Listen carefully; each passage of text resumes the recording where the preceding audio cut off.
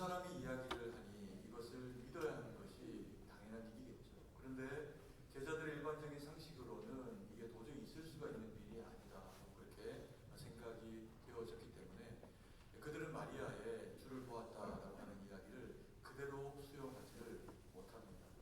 예수님께서 그 전에 내가 죽은 지 사흘 만에 장사 지내고 다시 부활할 것이다 라고 말씀을 하셨지만, 그때도 제자들은 사실 그 말씀이 무슨 말인지 이해를 하지 못했습니다. 왜냐하면 그들의 그 일반적인 상식을 넘는 이야기였기 때문에 이해할 수가 없었던 거죠. 죽음을 이긴 사람을 본 적이 없기 때문에 그렇습니다. 그래서 마리아의 이 놀랄 만한 소식, 참으로 마리아가 예수님을 보았음에도 불구하고 그것을 믿지 않습니다. 그러니 이 제자들의 그 마음 가운데는 어떤 마음이 가득 차고 있었을까요? 두려움입니다.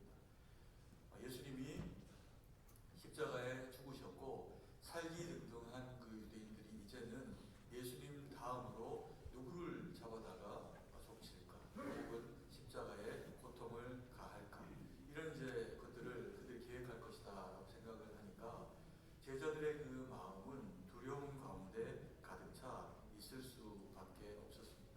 그래서 그들이 그 밤에 그 저녁에 예수님이 부활하신 날 저녁에 한 곳에 모입니다.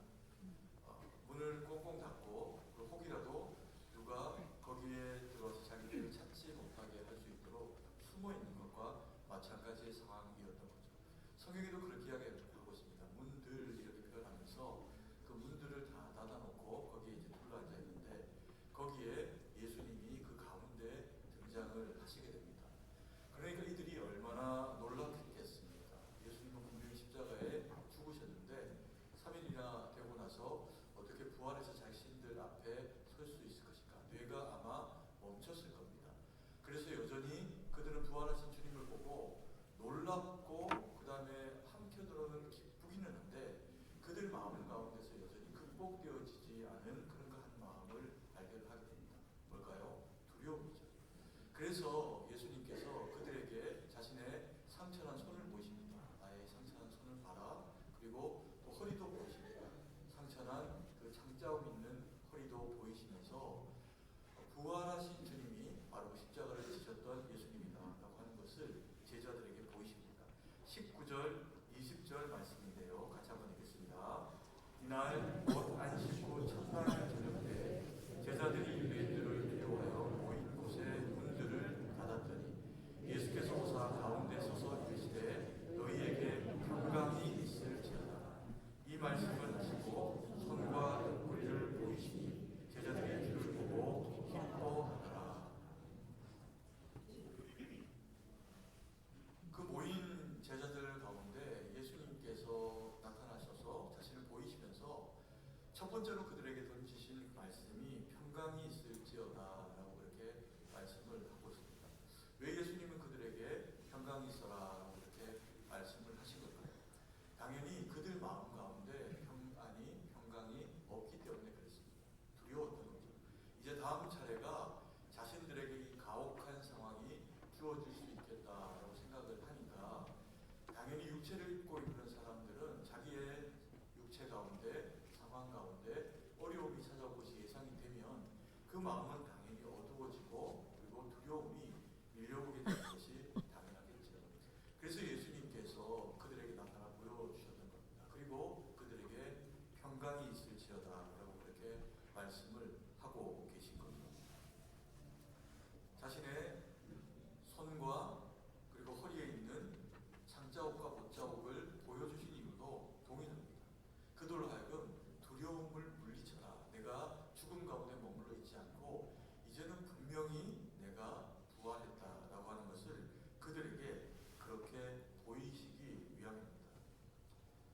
이 제자들에게 가장 필요했던 마음, 두려웠기 때문에 그들에게 주신 이 평강이라고 하는 단어는 헬라어로 에이레네라고 하는 단어입니다. 그런데 이 에이레네는 평강 혹은 안식, 또 복지 이런 말로 해석이 될 수 있는데 히브리 단어로서 바꿔 써서 성경에 이제 쓰여질 때 주로 많이 쓰였던 단어가 샬롬이라고 하는 단어입니다. 그래서 너희에게 평안이 있기를 원한다. 이렇게 이제 예수님께서 말씀을 하고 계신 거죠. 그런데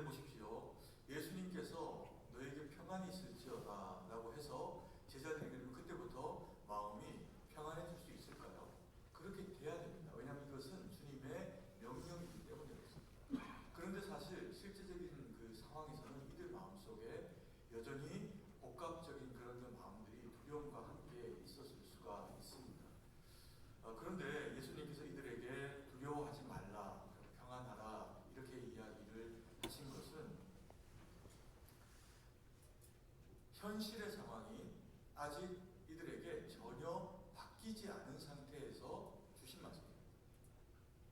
여전히 문 밖에 나가면 자신들을 잡으려고 하는 사람들이 있고, 상황은 하나도 바뀌지 않은 가운데서 여전히 그들 마음 가운데 그들을 주장하고 차지하고 있었던 것이 두려움인데, 예수님이 그런 그들에게 말씀하신 것이 평안이라는 거죠. 그럼 이걸 어떻게 해야 됩니까? 그럼 평안은 무엇입니까? 이 평안은 단순히 누군가가 내가 막 힘들 때 나를 찾아와서 어깨 툭툭 치면서 힘내라 라고 하면 우리가 힘을 낼까요? 힘을 내려고 애를 쓰죠. 그렇지만 금방 어떻게 됩니까? 어깨가 다시 축 처집니다. 왜요? 현실이 하나도 바뀌지 않고, 그리고 당장 이 현실이 바뀔 것처럼 보이지도 않기 때문에 그렇습니다. 그런데 예수님이 이스라엘 백성들에게 말씀하시는